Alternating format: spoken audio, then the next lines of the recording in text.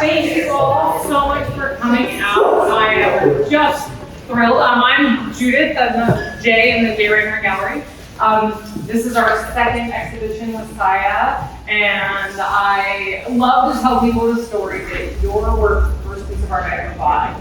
And I was in my mid-20s, and I was given permission that I was allowed to buy art, and I had to do that to myself, but it just took somebody to say, you could buy that. And it has now kind of come full circle where I get to see your work every day in my home, in my gallery, and get to see you continue to grow and change and develop amazing work. So this show is up until the 27th of this month. It is, I think, some of your best work. You have just honed in on these thoughts and ideas that you've been kind of pushing through your work for a long time of history, of mythology, of folklore, and how it relates to you as an artist, you as a Japanese American artist who lives in the Pacific Northwest, but all of these things tie in together, which in my mind just feels, just so good. So once again, welcome. This is being recorded, so if you guys are willing to ask questions, just know they'll be recorded. We kind of like these talks to be a little more interactive. We want to hear your thoughts. If you guys have questions at any point, raise your hand, we'll call on you. But that's just the housekeeping items. So I really want to turn it over to you, Saya. You have some things you want to discuss. I have some questions I want to ask you. Okay. So to everybody, Saya and Morgan.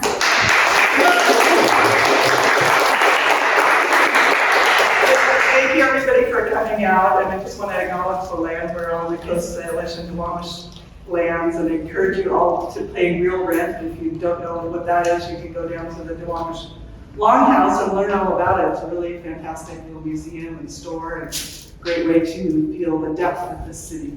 And really, thank you to Judith and Alexandra. It's just an amazing honor and privilege to have a show like this. I mean, I just feel so lucky to have a gallery that trusts you completely. And same with my previous gallery, G. Gibson, that they don't micromanage at all. And the install was a breeze because we're so much on the same page. We understand each other so well.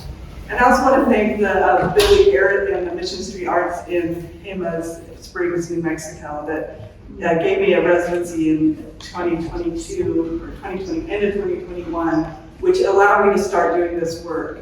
And the Macmillan Foundation who gave me a MAC fellowship that helped me to pay for framing the work, which is, as you all know, is a huge expense, and that you have to trust that maybe it'll come down.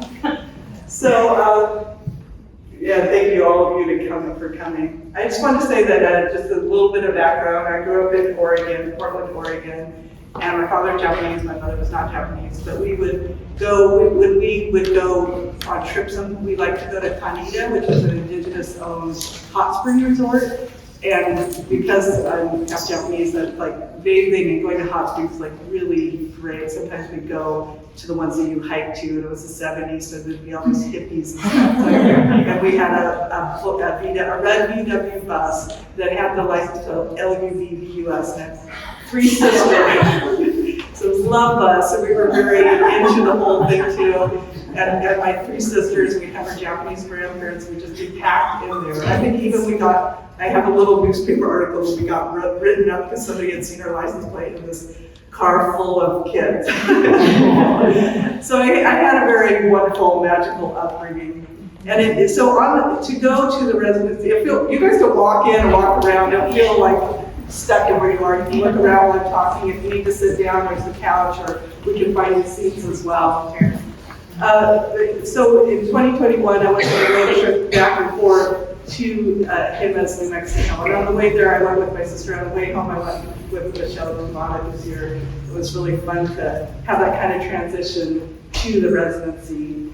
And on the way there, we stopped at a lot of hot springs. So we first went to Hot Lakes in Oregon, which I just love it. So Hot Lakes. And that one is just like a pond. It's really fun. It's one of those old sanatoriums, which I've always been fascinated by when you look at, most of them are burnt down over history, but to go and stay with one is kind of wild. And that one, they decorated all the rooms. You can walk in and out of them. There's the surgery, because they often did surgeries there as well. They have that room open, which is super creepy. And little dolls and carriages. And then the next one we went to was Lava Springs in Idaho. And that one was like run by the government or something. But it was really nice. And it's like, oh my gosh, and it just like had the hot springs bubbling through these rocks and little park that we walked through that was like, it had some of the mineral kind of crustaceans, and I was like, oh, this is so cool. And then she took me to Pagosa Springs in Colorado. My sister had kind of spearheaded kind of researching our trip, which was so nice because I would get overwhelmed. And that place, then it was like, what is this place? It's a river that goes through kind of Colorado sort of scenery with trees and things, but they have a very nice core of this town and a river walk by the river. And you look across the river and there's like some sort of Disney hot spring resort. And it's like, I was like, what is going on here? And so there's like 24 outdoor pools, there's bars, and it's sort of mildly tiki. So it's really odd. But then in the midst of, and it smells really sulfury. So I'm just thinking, wow, like, people are really like into going to this really stinky hot springs. It was, I don't know, it was so odd. And then the hot springs were just making these huge mounds, like behind the boat, you just see this huge white mound, and then next to the river, there's just like all this water, and it's just like all these crusty things, and I was like, this place is amazing. Like, it just like kind of hit me. And then we didn't go to the fancy resort, we went to the one on the back street, and it was sort of like just very humble, but it had an normal kind of outdoor hotel kind of size pool, but it was filled with hot springs, and I was kind of like, because I wanted more, atmosphere. But then I got in that pool, and it was just amazing. Like, they have little hot tub things too, but the pool was just like, there was this huge bubble coming out of this one part of the pool, and I became obsessed with it. Luckily, my sister was just happily, stretching or doing something. So I just laid there, and I was like, this bubble has to stay on. It was like my mission to stay on top of the bubble. I kept trying to push me off, and then I kind of figured out how to stay on top of it. I had my head under the water, and I was like, oh my God, it's talking. And I can't understand what it's saying. It's just like, I think I just became possessed at some point. And then we went to, then we finished, we went to New Mexico, we did some hiking because she lives in Taos, and then I went to Jiménez by myself, which was also kind of an interesting journey because you drive and it's dry, and then you go up this hill, and then all of a sudden you're at Los Alamos, and from that direction there's guard gates, and they're like, he took my Washington ID, and I'm by myself, so it's just kind of funny when you can't really smile at somebody, but he just stared at my license. He didn't look up either. I was like, what is in there? And then he gave it back, and then we just tried not to giggle. And they drive down, there's trees, and it's just really beautiful. And it's got Jiménez Springs, which is down a ways. And I had known that there was hot springs in that town, but I had no real idea what to expect. And the residency is run just by Billy Aaron, he's an artist, and he used to live in New York and does these gorgeous paintings. And just on his own initiative with the people that own the property, he started a residency, and with very little funding, and just so touched by people like Judith and Billy, who make spaces and create a place where art can happen, and they're so generous without being people with huge endowments or inheritances. They just want to do it, and it's so moving to me.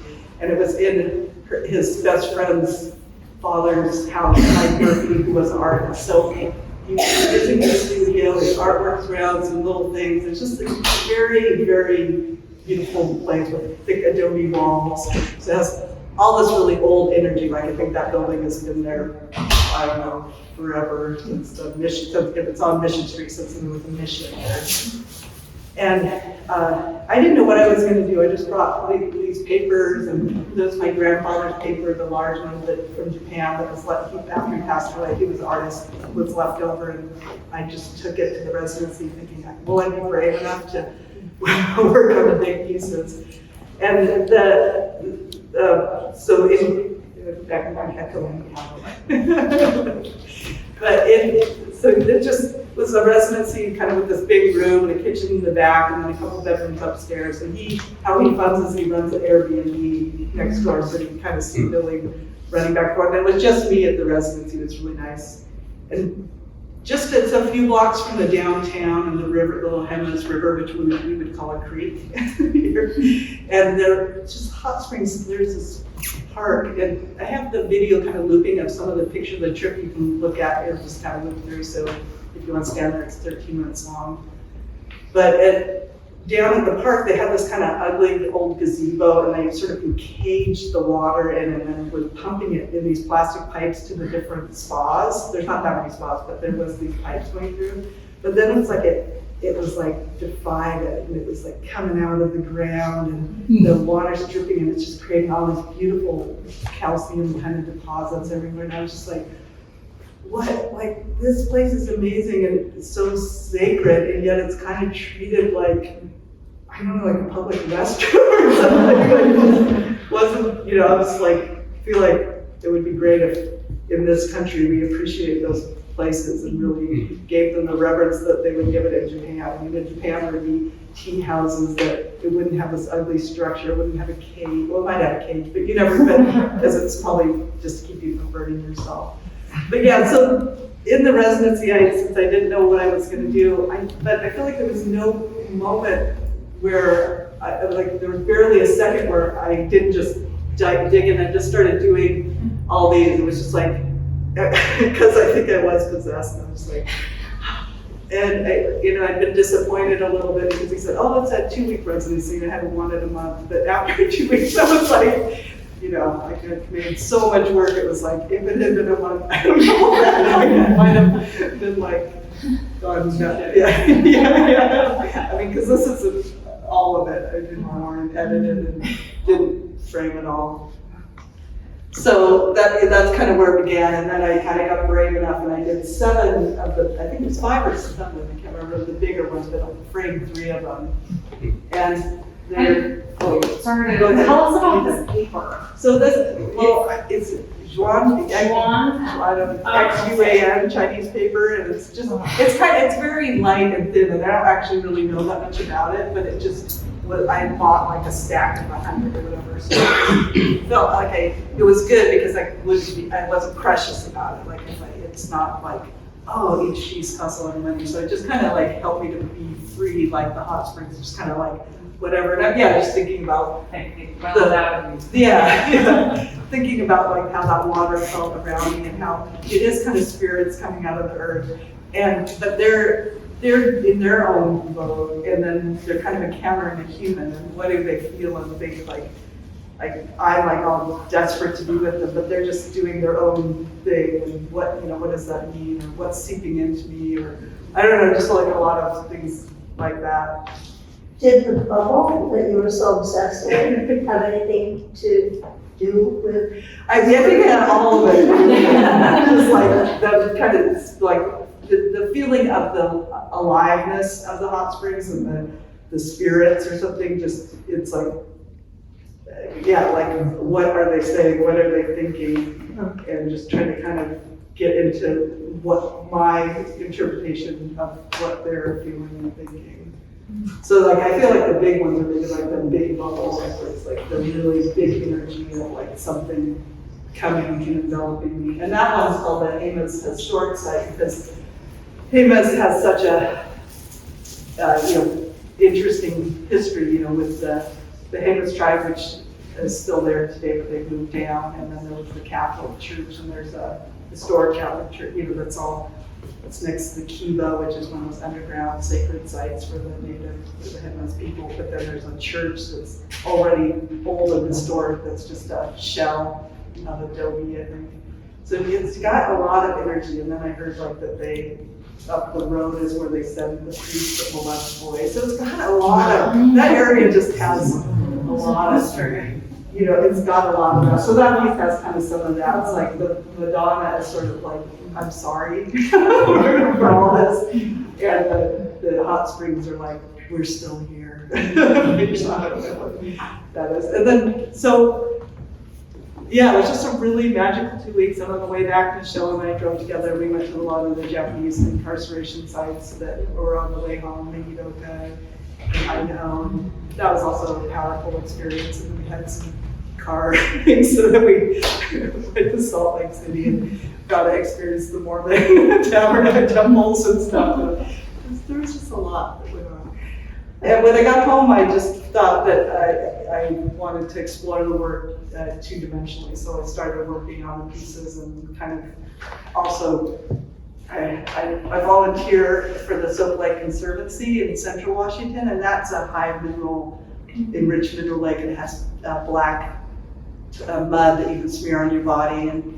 And so I've done a lot of research about lakes, mineral lakes around the world for the website, and kind of that sort of interests me. So there's a lot of kind of mineral history, and that's interesting to make ceramic work, which is out of lime materials, and to do pieces like that can have the word lithium in them, but they actually have lithium glaze on them, or things like that, kind of refer to the minerals that you're using and kind of giving respect back to our source material, and realizing how much we take as artists and as humans in this world. So those ones are called American mixes, because it's sort of like the black and white ones, so we can kind of... Yeah, let's probably take a look at these guys there. So these are the first ceramic pieces you made for this show. Yeah, so I kind of started with these, and they're, it's clay with underglaze and glaze, and I kind of was just really into how the mineral creatures build themselves by spewing out bit by bit of minerals and kind of accumulate themselves, and the energy that is.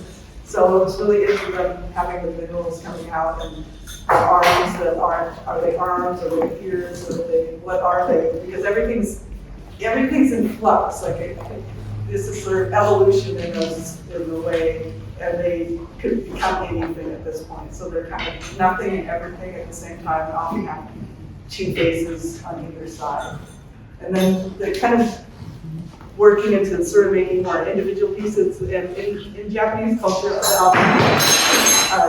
there's like if you go sculptured around kind of to show reverence, or to kind of adorn something with fabric or rope or something, to kind of say this is something a little more special. So they've sort of evolved a little bit more than these guys. They're sort of coming into their godness and their reverence. And as a human, it's like, that's how I show reverence to them, is by giving them the little bit of cords, like on the long, tall ones. So there's sort of references of things like that. And then stomatolites were like in 3.7 billion years ago, I could be wrong. There was no oxygen out there, so humans couldn't survive. And the bacteria that formed with this calcium or something created oxygen. So I kind of give a nod to some history of geology and minerals and things as well. And then the other side is just kind of continuing those creatures, and the middle one's sort of geo. So a lot of folks will ask, they seem so primordial. Where are they coming from? Like, they're hot springs. They're coming out of this. And we've a lot of younger folks will come in and say, "Oh, it reminds me of this anime that I saw," and I'm like, "Yeah." There is this mythology in Japanese history of these creatures that are kind of spooky and a little scary, but they're friendly. And that's been a lot of folks interact with you. So I wanted to just hear from you, was that an intentional thing? How was that expected? Were you thinking of books? These really come from that feeling of I would go and I would just go to that park many times a day. I'd work in the studio and I'd just go down to that park and just go on my knees and just be looking at all the whole, with just, there's some video, in the video there's something, and there's talking, so I just be like, okay, I gotta go back and listen to them, and I just go and like, okay, what are you saying to me, what's that? And they just have so much personality, like there's ones that are like spitting out stuff, and then there's ones that are, you have to wait a while, and it's like a little sand pops up, and so I feel like it was kind of remembering that and giving homage to them, but also too, it is kind of that history of Japanese. I mean, it's worldwide, really, but the history of little creatures and energy and in unexpected places if you're just there and silent and on your own. Yeah. So they may be talking about this Japanese movie called Spirited Away. Yes. By Miyazaki. Yeah. Onsen is a big part of that film, and they've got all these sort of creatures as well. Yeah. Yes, all the creatures that they go and run in the hall in the little. Right. So feel free to ask questions, keep moving around. This is informal and we. So my other questions that come up is these big sand guys. They feel like they're very calcified, they've grown. Do you feel that they've shot up immediately, or they over hundreds of thousands? I mean, these are like the ancient ones, so they took a long time to get there. So they might be judging us a little. So that's what they do. They have there's our kimono ties, but they have the robes, and I don't know, you are special, and I'm just going to adore you with these objects.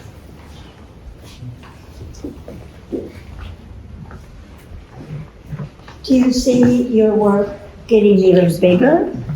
Well, I mean, I do have the 11 plus foot piece up on Yesler Broadway. Oh, yeah, yeah. And I have been trying to get some public art pieces. The last one was at Central Washington University. I was like chosen by the committee and everything, and I wanted to do this shapeshifter that is a woman. From one side, it's a woman kind of in the wind's blowing her because Ellensburg's really windy, but from the other side, it's a very definite cat head, a calico cat. So that it's kind of like also about the university experience, about like, like you think it's this, it's a solidly a cat, but you go to the other side and it's something else, and it's changing. So I would love to do large like pieces that I had researched it about working with people that do museum exhibits and spray the concrete. And yeah, it hasn't happened, but I think it would be really fun. Great. Do you feel like a lot of your work has that duality of it should be multiple things? Like, no doubt you give your work personality. Every little creature, we're like, oh, it's this guy, look at her. Like, they all have this very distinct personality. Do you speak to like how that duality and just other things you're thinking about? We've talked about this before, just as yourself as, Japanese American, having a Japanese father, American mother, and then these really worldwide experience. And there is a duality there. And yeah, I guess, I mean, I do feel like my work, even though like I gave it a Japanese title, like Ozekitachi, which I like, because it's a family name, Ozeki, and it's a kind of it's not a very common one, and it means stone, as tail of a stone, but like a tail, like it has a tail. So I love it. So Shinto, it's like, it's an inanimate object and that it has a tail, so it's alive.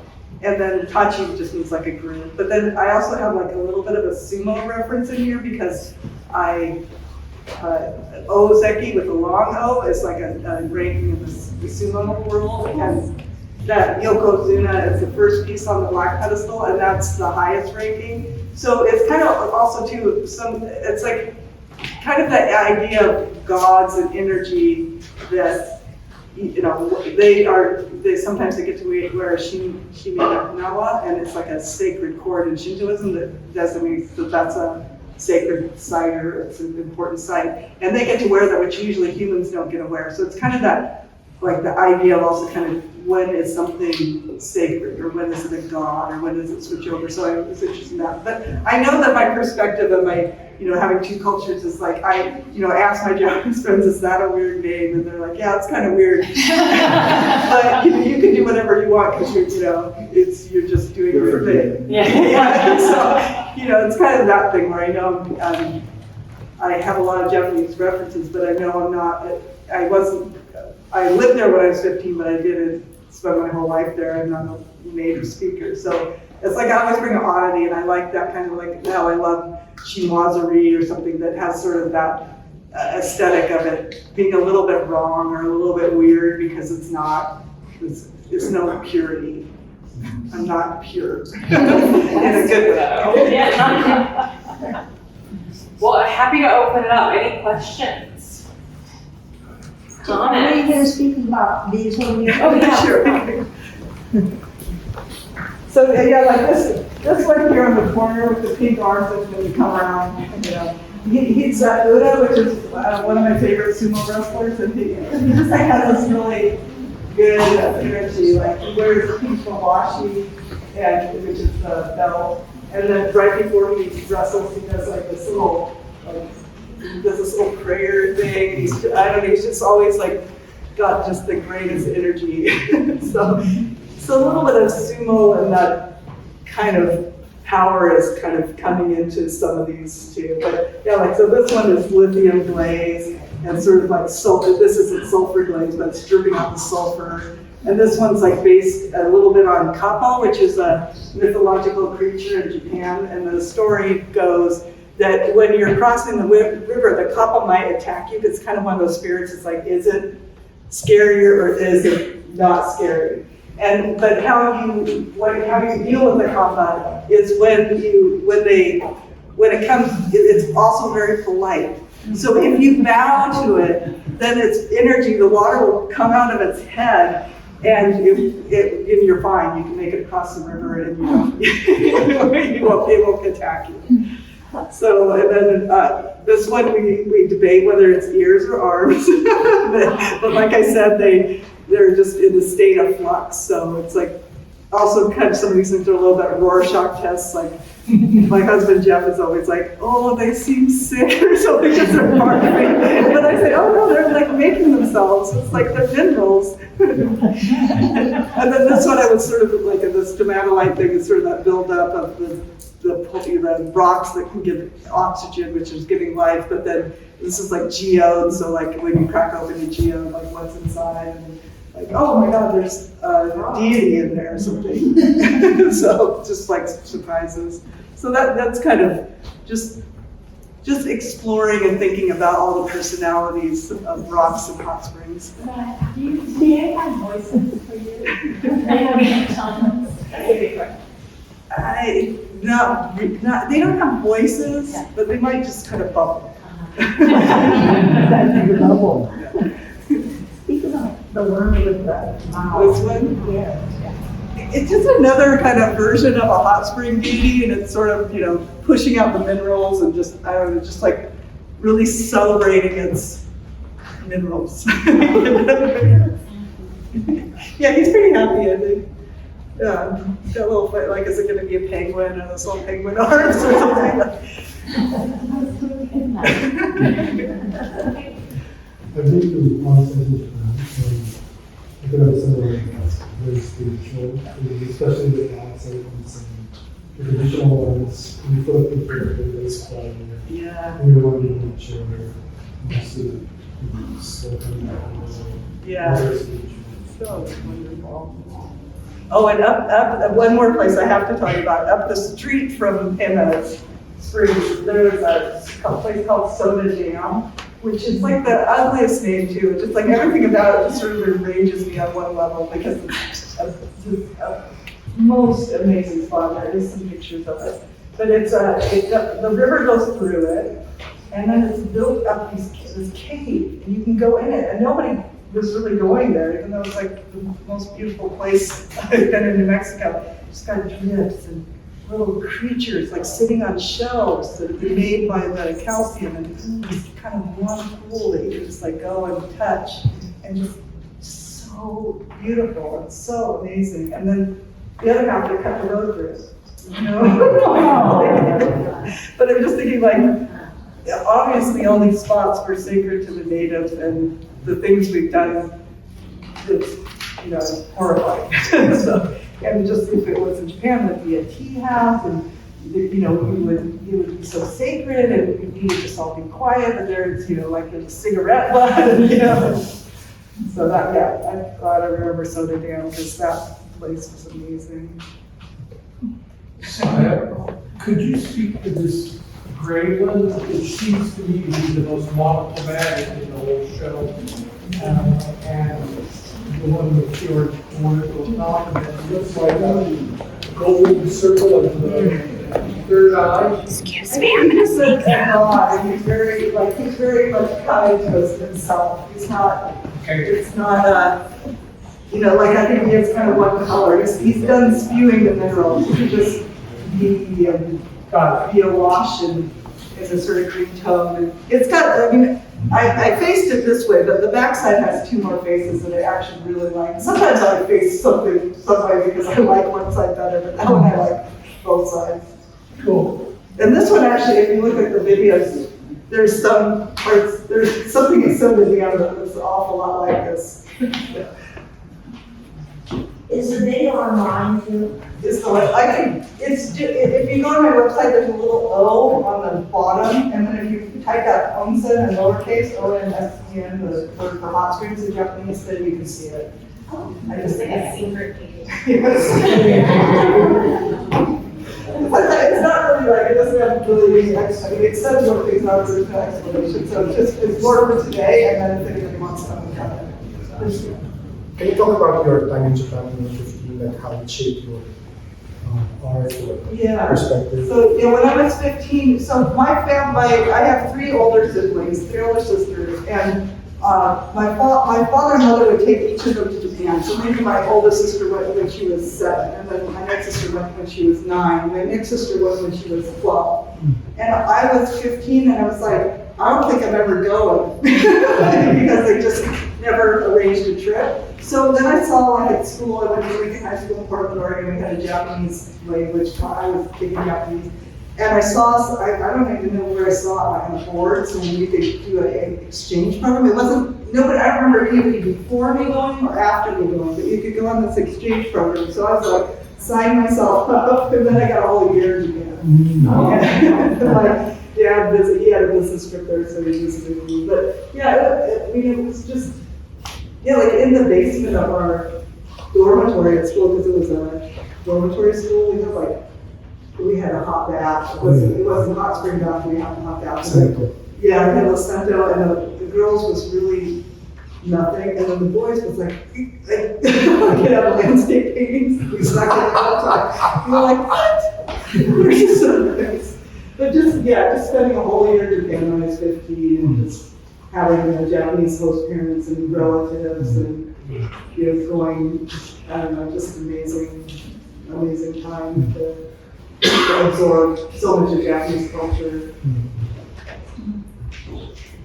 Did you ever end up going back to the Japan? Well,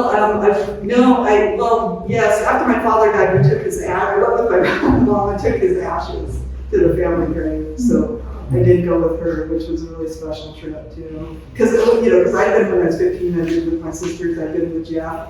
And those were great trips, but it's very much like, you're figuring stuff out. I went with my mom and was like, I didn't know we could drive here to there. We had kaiseki like multiple times, which was very fancy, multi-course meals. And I was like, I never even heard that word before. Because, everybody was treating her so well. It's like, the last I went in 2019 with my sisters to take my mom's ashes to the family grave. I thought I'd go every year. I was like, I'm going every year now. And I went to that.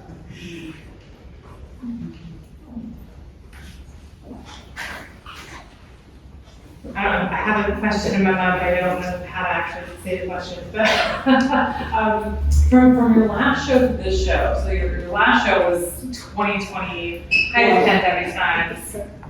Y'all probably didn't see it. It was great. It was a great show. And that, a lot of the creatures in that show were about reconnecting with loved ones, with friends. And this show's shifted a little bit. And I would love to hear what your thoughts on like how that shifted and where it shifted to.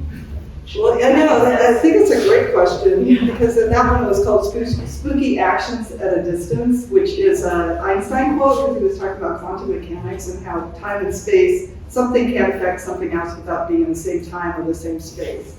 Which I left as a title, but it was also like a play on things because of COVID, because I thought nobody's going to see this show, it's just going to be digital. So it was Spooky Actions at a Distance, because you weren't going to see it online, so I did GIFs for a lot of the pieces and tried to kind of post more and stuff. But then we had like a little break and it was sort of masked, but it was like what we had before Omicron. It was like actually people came out and it was kind of amazing, the luck of the draw, you know, because everything was so close for so long. But that show kind of had, was sort of a lot about a lot of things, but one of the things was that I was having the family altar in my house, so my mom had the family altar from Japan, but then my dad said you're supposed to burn it after people go because you don't want it to be used as like a TV cabinet.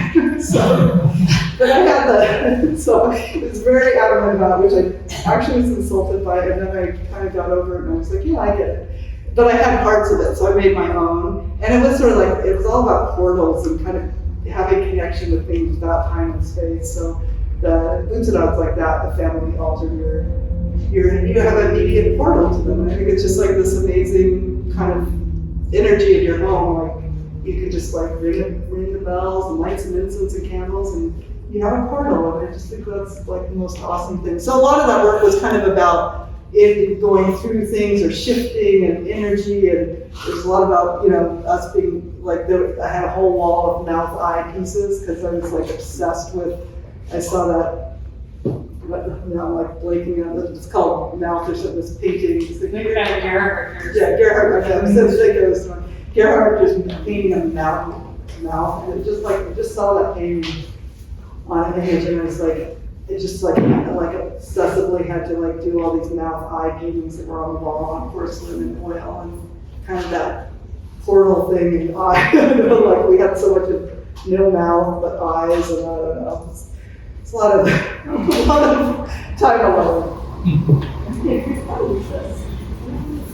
Yeah, so I think, did that answer it? Yeah, I think that like that eyes and the mouths have kind of popped back into the Kind of the Haniwa thing, which are the ancient Japanese burial figures, which are prehistoric, so they don't have writing about it. It might have not even really been the same people that lived where they live now, which is a bit of a migration. The people that they all have, they're terracotta figures, and they have like eyes and mouths that have nothing, so just holes for the eyes and the mouths. So they're pretty powerful, and it's also kind of like that thing about breath and air and smoke, and I don't know, just like that permeable nature of bodies and things or something that I was really into. And that's kind of what I assumed I would be doing next, is kind of going warned and on, but then when I'm in residency, I got possessed.